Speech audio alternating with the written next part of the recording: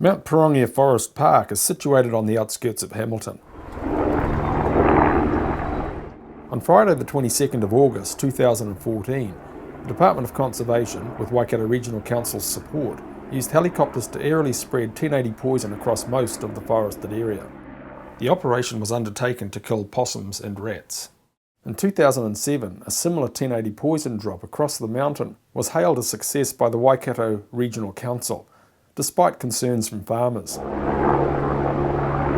The farmers were concerned about contamination, including to drinking water. There are 9 known abstraction points on Mt Pirongia. Flight charts show that on the 22nd of August 2014, poisonous baits were cast directly across and into practically all streams and waterways.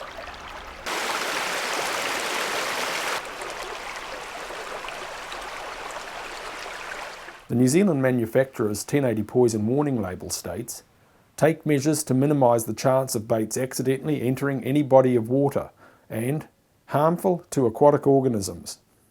When baits hit the water, they are uptaken by freshwater crayfish and other aquatic wildlife. These crustaceans can grow up to 8 centimetres long and form part of the diet of native birds, trout and eels. In this aerial drop, like others, poisonous baits did not accidentally enter the water. The resource consent holder was permitted to drop the poison directly into it. 5 water samples were taken from the Te Awamutu water intake for 1080 poison residue testing. The samples returned a negative result. That's not surprising though. Locals demanded an exclusion zone, so there was no 1080 poison dropped into the small water catchment. The 8 other known water abstraction sites had no exclusion zones, and 1080 poison was dropped directly into their catchments.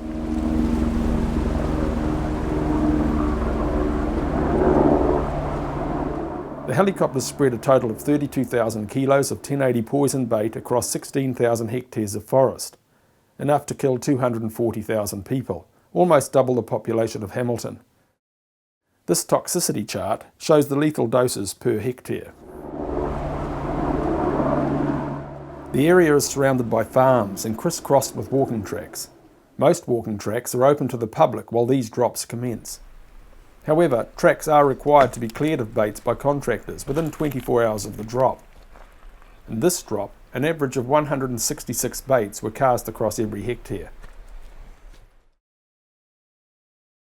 This is our first possum for the day, and I just came across this. It's a doe, female, and when I came over it was still breathing. It's 20 to 10 in the morning. Possums are not native to New Zealand and are targeted because they browse forests. However, they do provide some benefits. Scientists found that possums are responsible for a large portion of forest seed rain. Possums may now be the only dispersal agents for large-seeded native species in many areas. This native moorpork doesn't spread seed, but he does eat rats, mice and possum joeys, some poisoned with 1080. This is another possum that's 12:15. This one's got rigor mortis, whereas the one this morning, earlier, around 10 o'clock or 10:15, was still warm and just died. He's almost quite cute, this little fella. Look at him, look pretty, isn't he? Come on, little fella, look at you. It's not really ideal, is it, to kill them like this? Tens of thousands of possums, deer and birds are poisoned every year. Young animals not poisoned are left to die of cold, hunger, predation or secondary poisoning. The brush-tailed possum is native to Australia and was introduced to New Zealand in 1837 to establish a lucrative fur trade. Possums are now well established across most of the country, and although they browse forests, their impact on biodiversity is exaggerated. The $200 million pest industry relies on the retention of the public's fear of biodiversity loss to ensure their budgets are justified. I think I'm going to call you Nick Smith. How about that? It's got a ring to it. Come on. All of the female possums found the day after the drop had live joeys in their pouches. Vets suggest that there will be poison in the mother's milk, but it may be diluted, and a lethal dose of poison may not be consumed by the time the mother dies. It is common to find poisoned possum, pig and deer carcasses in streams. Clause 11 on hunting permits issued by the Department of Conservation states, "Carcasses and offal must not be left near or in waterways." No one is required to clear the streams of poisoned animals after the Department of Conservation aerial poison drops, and the toxic carcasses are left to decompose where they fall.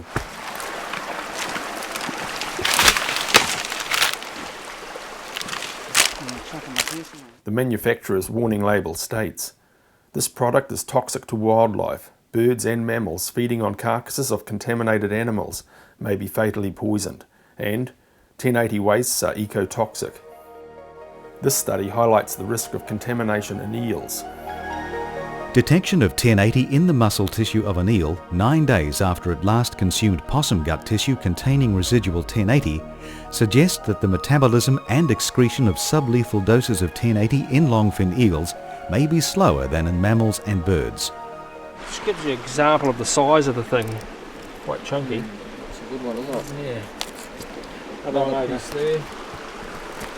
And a piece here.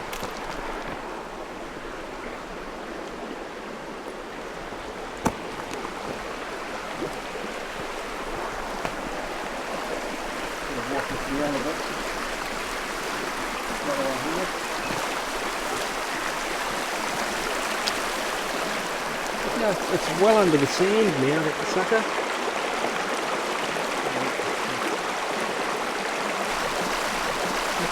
Despite what Department of Conservation will tell you, or TB Freak, are still, as we know, dropping right across these streams, and this is a significant stream. Later that afternoon, we met up with local farmer Hugh Buchanan and his sister Michaela. Lovely, isn't it? Yeah, pretty little farm. What's that, just a young Yearling, eh? yearling? Boy, it probably only needs half a bait, the little sucker. Yeah, it's not totally frozen, it's obviously rigor mortis. Rigor mortis sits in pretty quick. Look at it dripping, it's just dripping something. Oh, it's leaking. Yeah. How far is it to your farm edge there? 100 metres, is it? 100 metres off the farm, Michaela. And they need to be eerily dropping. Hey? You don't like deer, you fellas? No, I love them. You love the deer? Yeah. So you don't like to see them poisoned then? No. No. Not at all. Waste of thing, eh? Listen to the birds in here too, there's none. Yeah. Quiet, isn't it? How many drops been in this area? Well, 3 or 4. That'll kill the pigs, won't it? Oh, yeah. Yeah. Well, you won't want to eat the pigs for a while. No.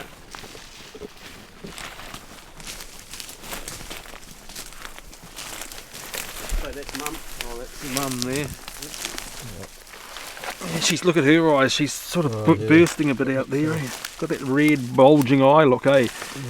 So what's the story here? Did they give you a warning about this drop? What was the story? Yeah, I told the guy to tell me when they were going to do it, and he never did. I was pigging in the day before they dropped it. And why would you want to know? In case I was out here mustering with my dogs or pig hunting. Because once again your farm's just, what, 100 metres that way? Yeah, at the most, 100 metres. I dare say my working dog wouldn't have to eat much of that, and he'd die too, wouldn't he? Oh yeah. 12 days after the drop, the farmer phoned to say that he'd found another poisoned deer, this time on his grassland. Yeah, quite concerned about this. You've got all the working dogs, bulls and that here. This sort of stuff just turns up. Been 2 weeks, I didn't even know this was here till I put these cattle in the paddock. You know, working dogs got to shift the cattle and the sheep and everything. How are we supposed to run our farm when they just keep dropping this crap everywhere? It's hard to farm these farms without dogs. You know, how do I shift these bulls now? You didn't tell me there's bulls there. All bulls. It's all good country, this, isn't it? It's all nice, accessible country, surrounded by farm, really. It's a big tongue that comes out. Yeah. And looking at the flight charts, you can see that the buffer zone's just 100 metres there. So this deer's probably eaten the bait in there, come out here for a feed, died out here. And it's quite common, isn't it, Steve?